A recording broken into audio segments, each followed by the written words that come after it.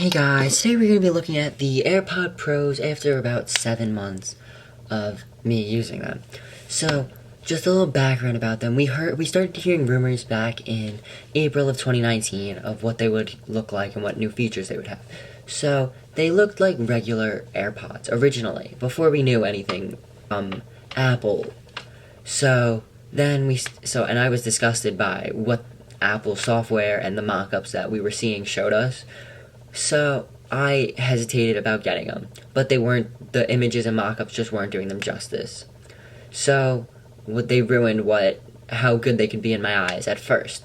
But then when Apple showed off the final product and just how well and how nice they looked and how good they did it, it really sold me on the idea of the AirPod Pros.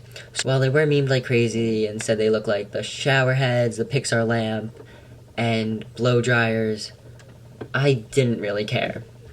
I heard all the great things that the reviewers had to say, and I said, who cares if they look a little different? So I decided to order them for myself. They finally arrived. I won't forget my first impression of them, which was when I put them in and I just put it into noise cancellation.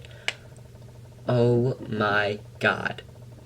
It went from a loud room to completely silent to where I could hear myself breathing, all while the noise was still continuing. The headphones just tuned it all out. Which is, honestly, I love that they do that. I'm the type of person who, when I'm doing work, I will put in my AirPods with music on, and I will turn on noise cancellation. I won't be able to hear you, and I'll have no idea you're talking to me. Which is also my next point, which is, if you are talking to me, I'll most likely have transparency mode on. So I will still have my music playing, but I'll be able to hear all that's going around me, which is great, as it doesn't distort my voice or your voice or make me echo or cause like a pressure buildup in my head like some headphones do, which honestly, that just ruins the whole headphone experience when your head feels like a balloon. So it's great how Apple was able to avoid that with the AirPod Pros by venting out all the air and pressure that was building up in your ears. So, also the design with the shorter stems made them a lot harder to be able to be knocked out, which was great, as they did look different. So you had to sacrifice a little battery life, which I was fine with. So you get about half an hour less if you use noise canceling in transparency mode, but if you use the off mode, which is sounds like regular AirPods, it's really great at getting you the 5-hour battery life if you really need it. But personally, I've never gotten to the point where my AirPods will be dead. They'll always have a lot of charge left and be able to power through whatever I'm doing. And also, I charge them every day, which with the lightning cable that came with one of my old iPhones, as I needed another lightning cable. So they do fast charge with a USB-C to lightning cable in the box, but personally, I don't find a need for that. If I'm charging them overnight while I'm sleeping, it doesn't matter to me. And you can wirelessly charge them, but personally, we all know how I feel about it. I don't like wireless charging, so I don't use it.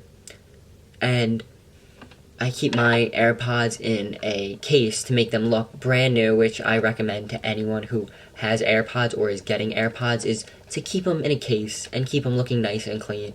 Because sometimes when you'll see the scratch or drop it and you'll just want to scream that you did that to yourself, because it just ruins the look at them. So the case I have is the Catalyst waterproof case from Apple. So it's a simple design. It's a one-piece design with a carabiner and a lightning port cover.